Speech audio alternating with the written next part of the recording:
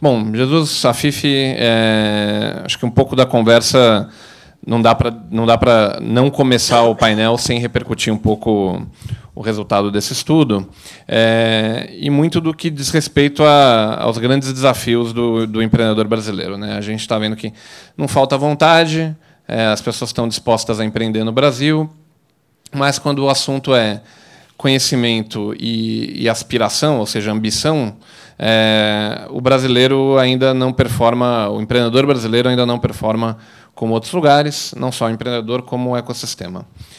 Queria começar com o dono da casa aqui, com Jesus.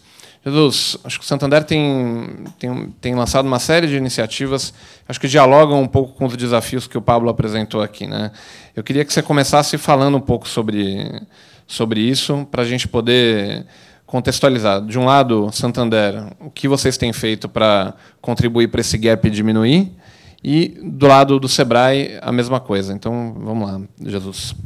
No, brevemente, acho que a primeira necessidade que se destacaba neste estudo é a ideia de melhorar a internacionalização. Então, nós, dentro de lo que chamamos oferta não financeira, estamos fazendo uma série de elementos e estamos colocando ao serviço de todas as pequenas e medianas empresas uma série de serviços que poden ajudar aí moito, ¿no? O Santander Trade, que reúne informacións comerciales estratégicas de 186 países e máis de 25.000 estudios sectoriais. Lo que llamamos de Santander Passport y International Desk, que viabilizan el movimiento y la instalación física, pero también el movimiento de mercancías entre los diferentes países donde Santander está, y aseguramos básicamente un servicio a un cliente brasileiro del mismo jeito que ten aquí, pues en México, en Chile, en España, o en Portugal o en UK.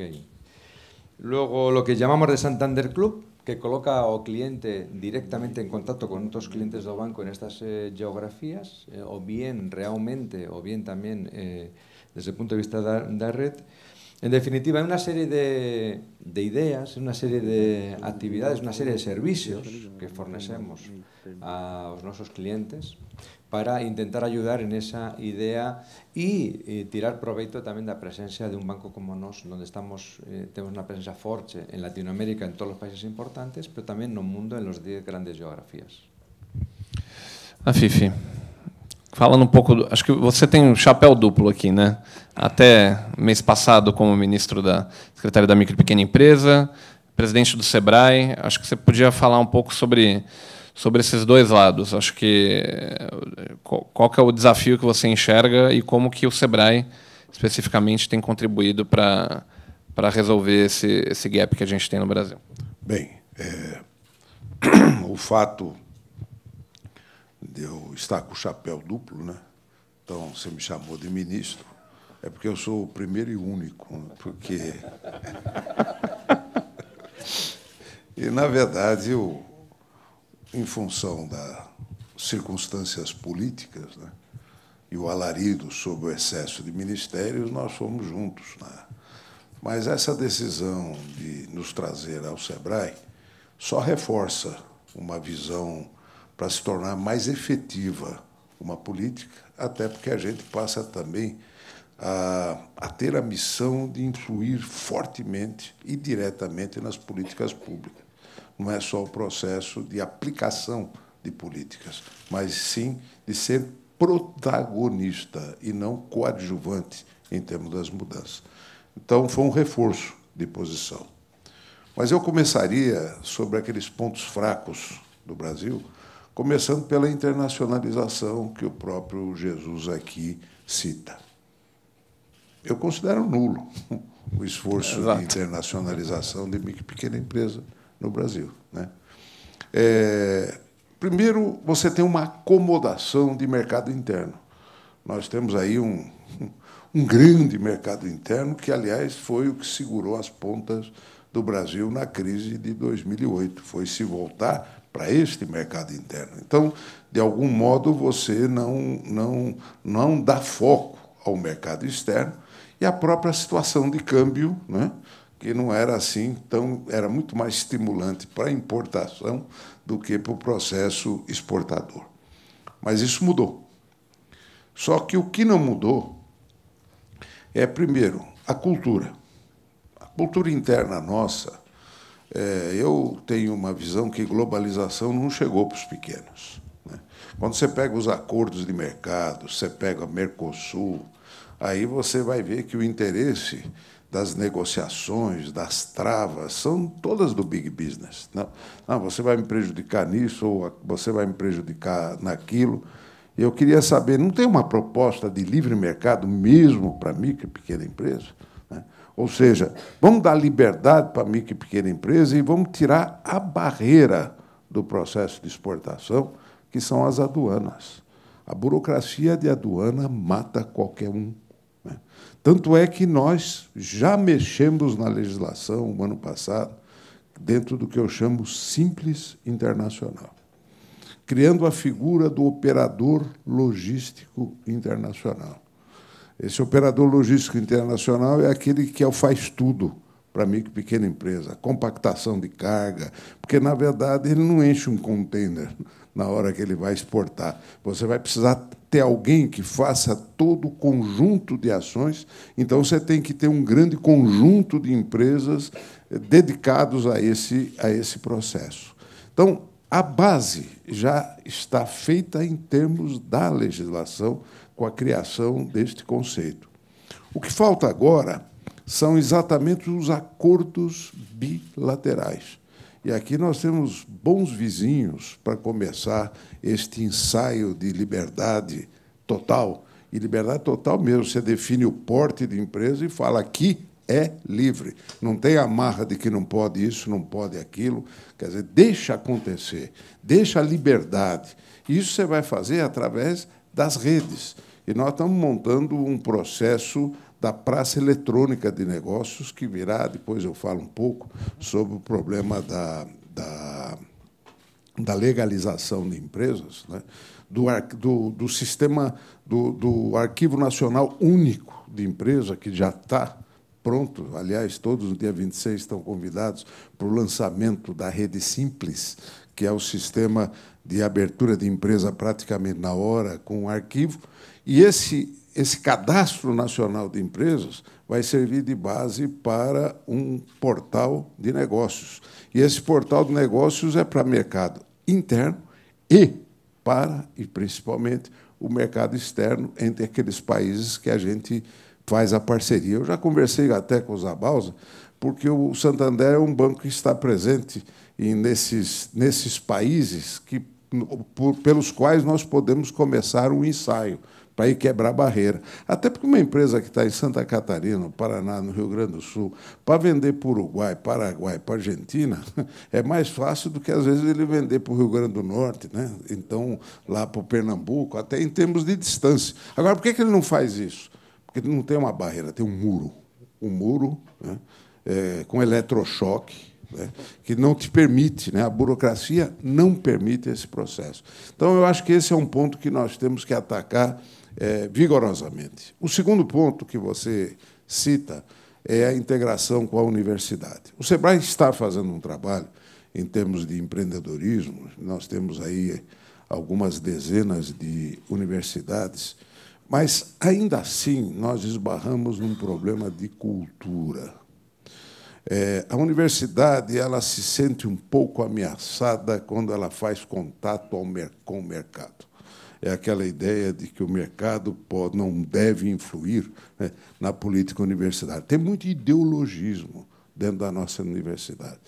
Por que os Estados Unidos é esta explosão? Porque a universidade é ligada diretamente à realidade de mercado.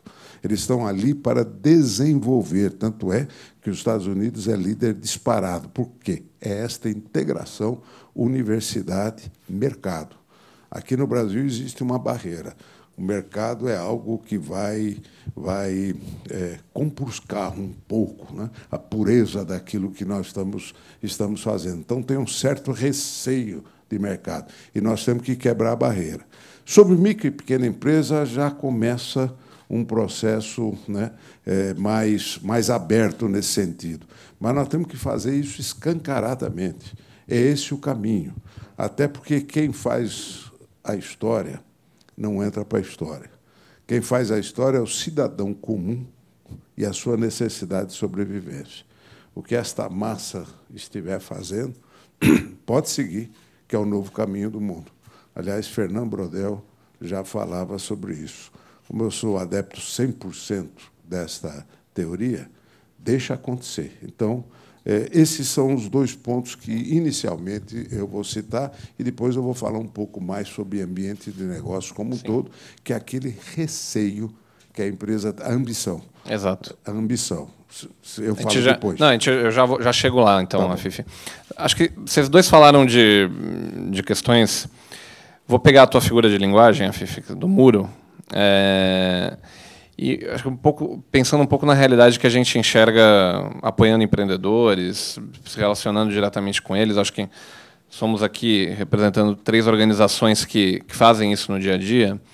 A impressão que eu tenho é de que, ao mesmo tempo em que esse muro existe, os canais que ajudam a gente, as escadinhas que ajudam a gente a pular o muro, os programas que vocês citaram aqui, ou eles não estão na cabeça do empreendedor, então ele acaba não conhecendo, ou ele acaba acessando muito pouco. E quando ele acessa, é uma surpresa. A gente tem vários casos dentro da própria Endeavor de empreendedores que já acessaram ou algum programa do Sebrae, um programa do Santander, algum programa da Apex, pensando nos pontos que a gente estava discutindo aqui. Eles têm uma surpresa quando eles acessam. Pô, eu não sabia que eu podia fazer isso. Normalmente,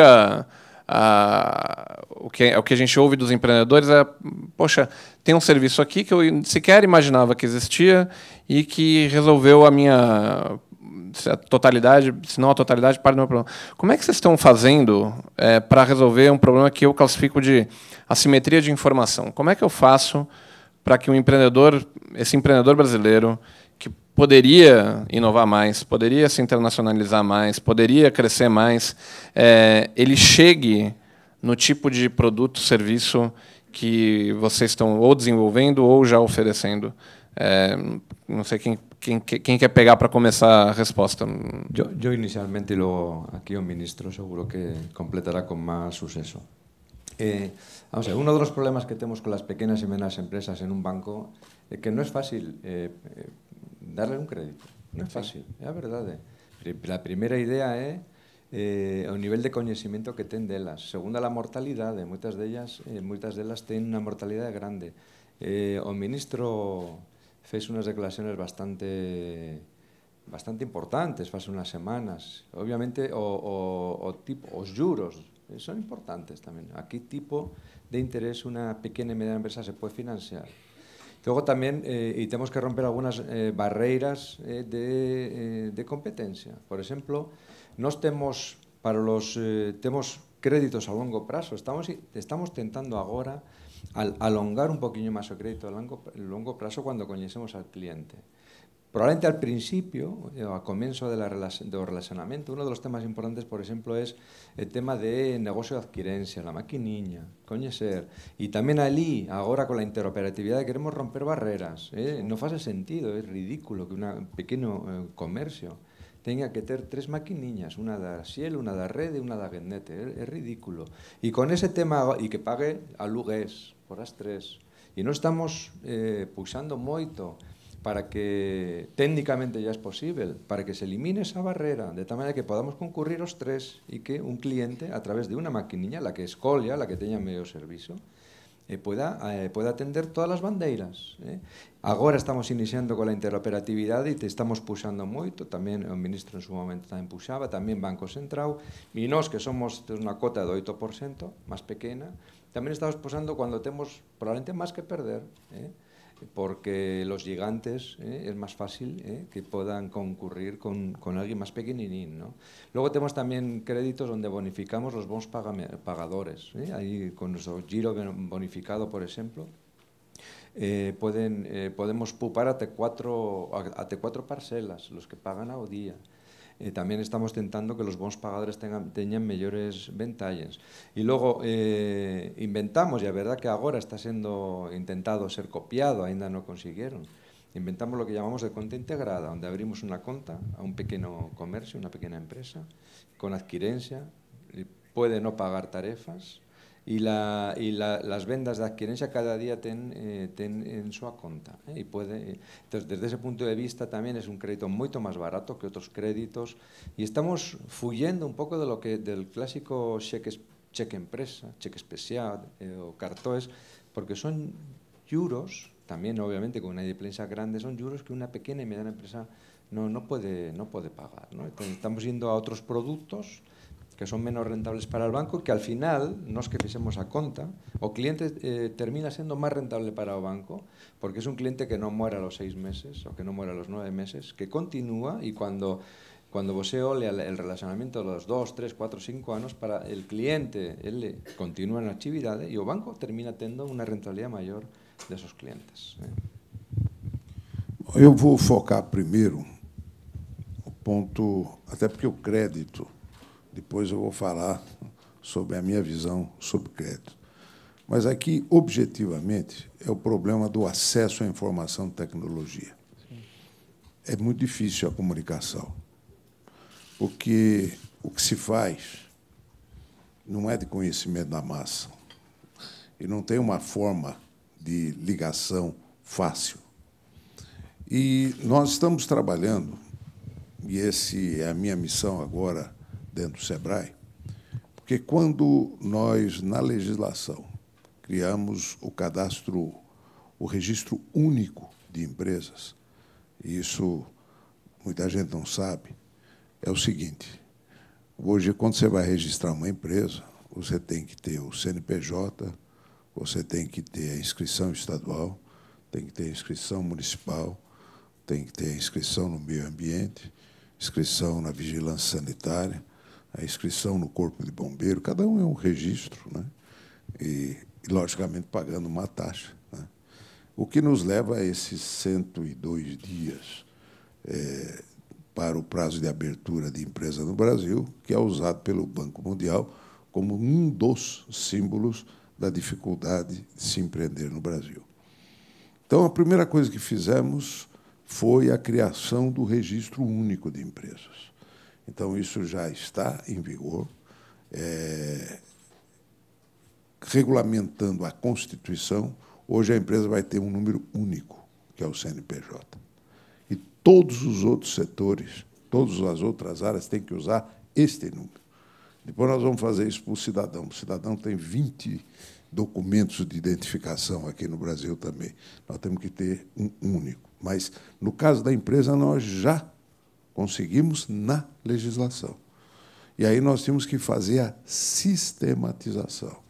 E esta sistematização ficou pronta, e o primeiro modelo de implantação será no Distrito Federal, porque é uma cidade e é um estado ao mesmo tempo. Outra coisa que nós fizemos foi a desconexão entre regularidade de empresa e regularidade fundiária ou regularidade do imóvel. Isso vai nos permitir regularizar a empresa dentro de uma favela, porque você olha uma favela, tem uma atividade econômica feérica lá dentro, só que nada é registrado. Por quê? Porque você não tem a regularidade fundiária, que é base para a regularidade da empresa. Isso nós desconectamos. Para vocês terem uma ideia, Brasília, 80% das empresas em Brasília não têm alvará. Exatamente porque o entorno de Brasília é considerado irregular em termos fundiários. Então, agora, vai permitir também a regularização em massa. Mas, com isso, nós vamos ter a abertura e o licenciamento, tudo numa base única só, o que nós vamos reduzir para 2 a 3 dias o tempo de abertura de uma empresa de baixo risco dentro desses campos. Isto cria o Registro Nacional das Empresas. E o governo, agora com a minha vinda ao SEBRAE, nós vamos celebrar que cabe ao governo o registro público oficial. Agora, quem vai utilizar esses dados é o SEBRAE. Para quê? para fazer a rede de negócios e fazer também a rede de informação tecnológica, onde nós vamos juntar com todo mundo que faz pesquisa e desenvolvimento, seja nas universidades, seja nos institutos, para ter uma informação centralizada de acesso público, numa linguagem taxonômica que permite a ele, na sua indagação, até ter acesso ao registro de soluções técnicas que já existe, mas está escondido, para saber, tirar a informação, é fazer uma espécie de Google de tecnologia. Portanto, o SEBRAE vai investir pesado neste processo, já que nós vamos ter acesso exclusivo dos dados da empresa. Isso vai valer também para o crédito, que é exatamente fazer o ponto de encontro entre o ofertante de crédito e o tomador de crédito com as suas respectivas informações. Agora, por que a dificuldade da micro e pequena empresa em termos de acesso ao crédito? Se trata de governança corporativa. As exigências que o Banco Central tem para concessão de crédito a pessoas jurídicas são de tal monta que a micro e pequena empresa não tem condição de poder atender. Tanto é que o grosso do crédito é para a pessoa física do empreendedor. O próprio gerente do banco fala, toma na física que é mais rápido. Por quê? Apresentar um balanço, aquilo é uma obra de ficção.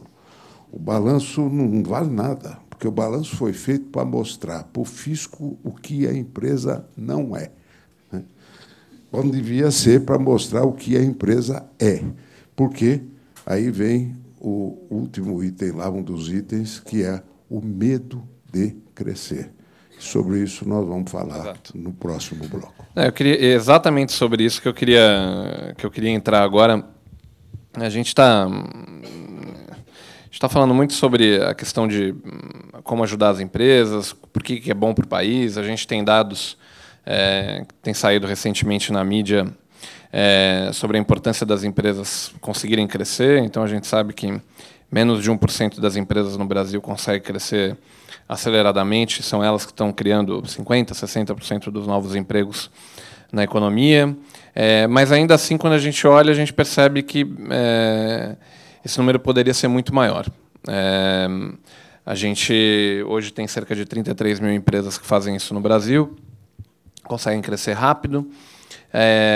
Quando a gente olha para países com o mesmo porte, mesma densidade de empresas, pegar, por exemplo, a economia americana, esse número é 3, 4 vezes superior e não necessariamente com uma performance de PIB muito melhor, do ponto de vista de taxa de crescimento ou decréscimo. E aí a gente se depara com os desafios de por que é tão difícil contribuir com o crescimento das empresas.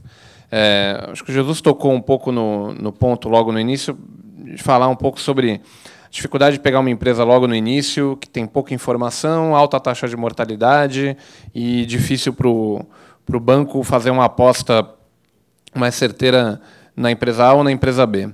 Mas e quando a empresa já está no processo de... Aí pergunta para o Jesus e aí vou emendar uma para o Afif.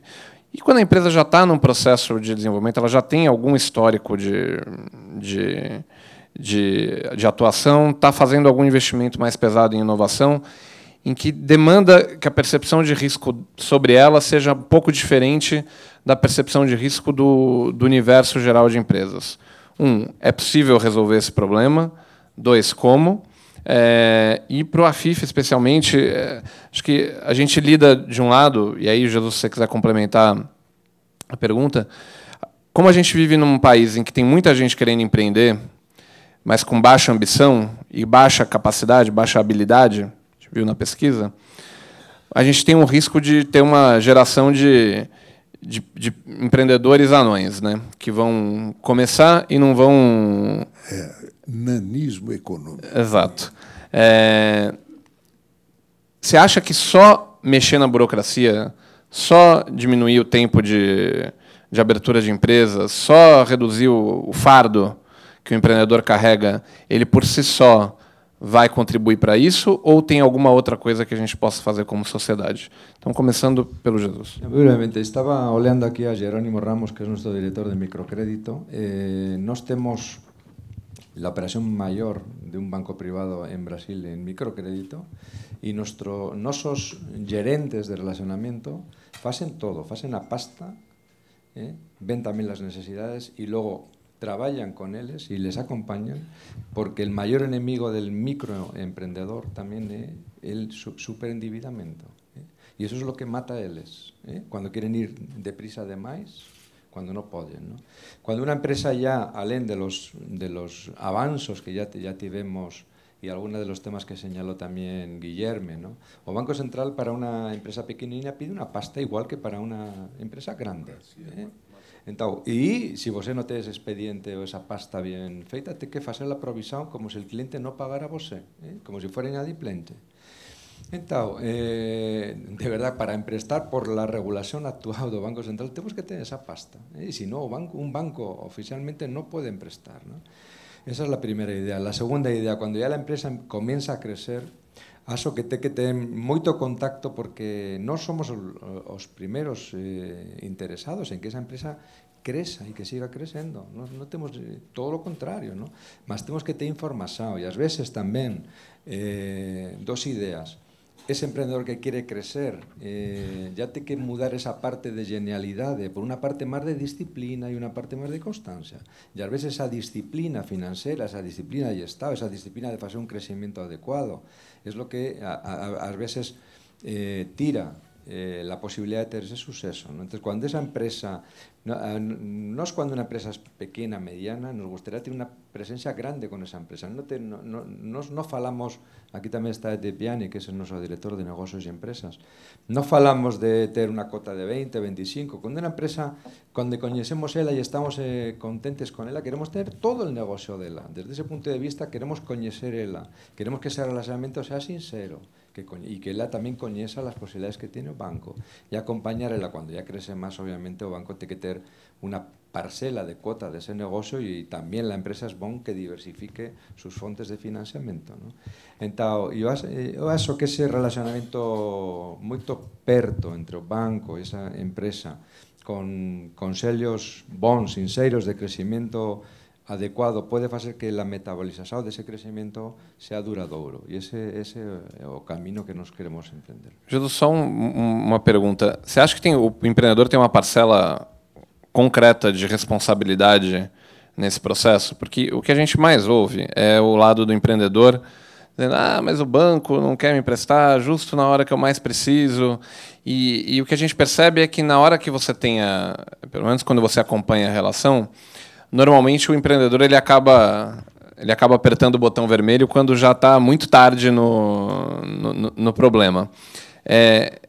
Como fazer o empreendedor ter a sua parcela de responsabilidade efetivamente ativada nesse processo? Porque senão você pode montar o sistema mais lindo, uma rede mais conectada de gerentes, se o empreendedor não falar, ele não...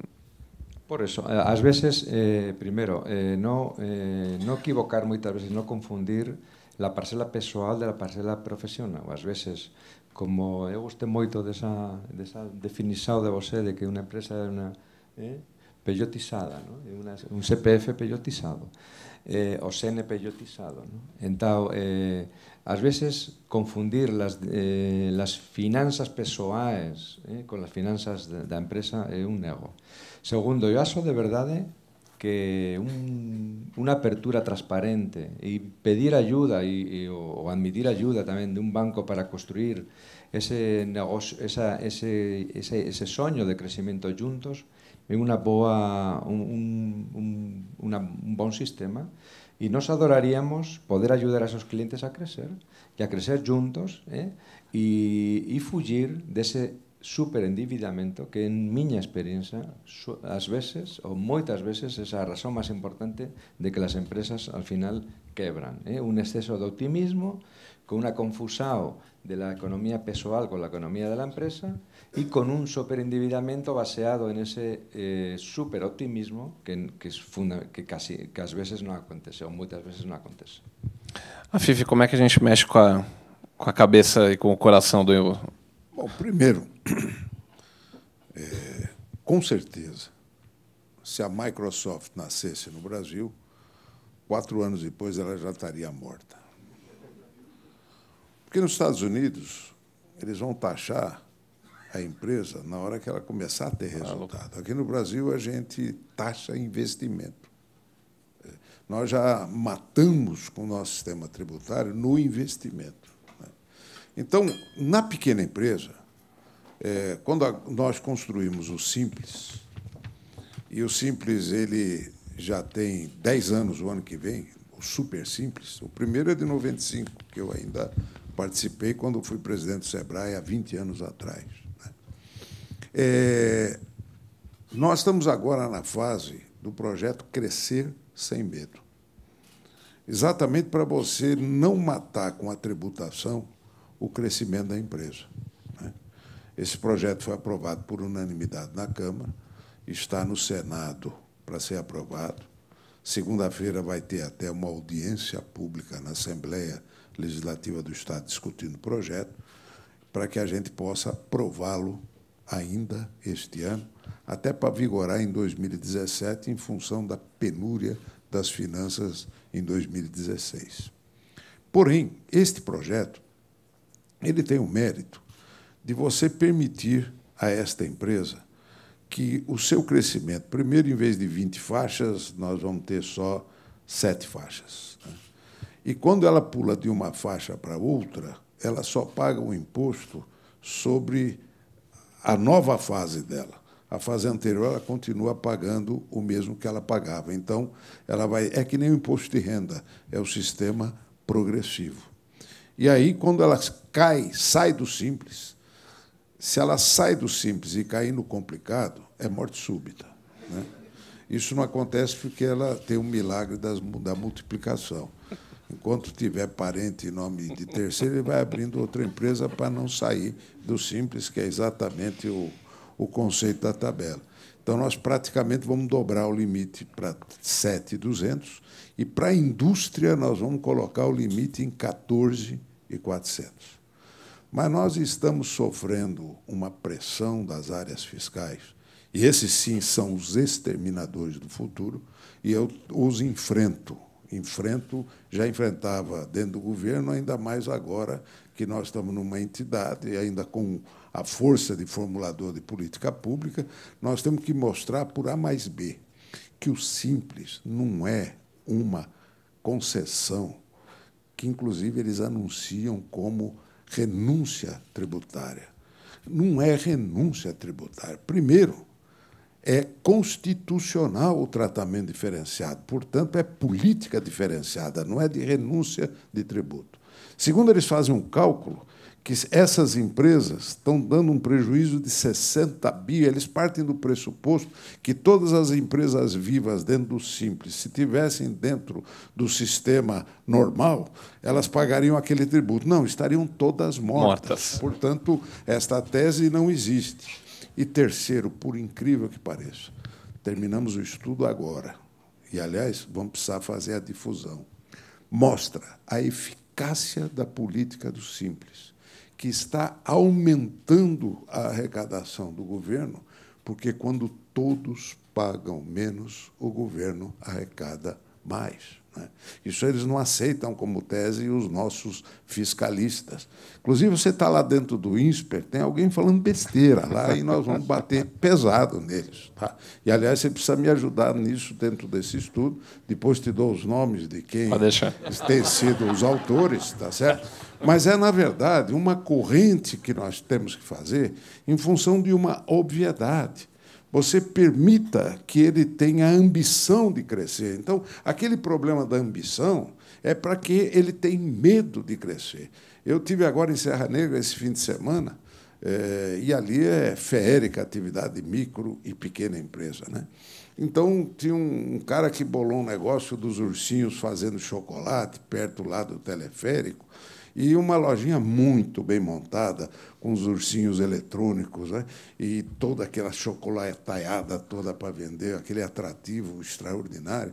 Eu falei, você é uma microempresa? Ele falou, não, eu sou MEI. Mas MEI, sim. E a maioria das micro estão se transformando em MEI, porque dá para a gente sobreviver nisso aí. Mas é aquela história, ele vai ficar pequenininho. Você fala a ele crescer, fala, mas escuta, e a fábrica? É outro MEI. Né? Então, essa visão de ficar aqui embaixo é a que influi diretamente nesta visão da falta de ambição. Não é falta de ambição, é uma questão de sobrevivência. Ele tentar crescer é sinal de morte para ele se nós não fizermos a modificação. E, segundo, a ideia nossa é criar, inclusive pelo SEBRAE, o selo da empresa 100% legal. Não tenha medo de ser 100% legal, porque, quando vier aqui no Santander, você pode mostrar o teu balanço a partir da emissão das suas notas fiscais. Você vai ter sistema que faz controle de estoque, fluxo de caixa.